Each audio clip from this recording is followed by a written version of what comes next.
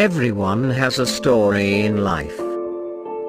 A 24-year-old boy seeing out from the train's window shouted, "Dad!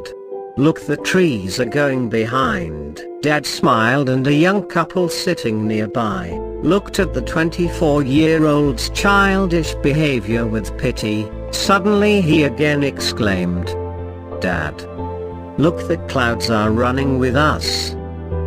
The couple couldn't resist and said to the old man, "Why don't you take your son to a good doctor?" The old man smiled and said, "I did, and we are just coming from the hospital. My son was blind from birth. He just got his eyes today." Every single person on the planet has a story. Don't judge people before you truly know them. The truth might surprise you.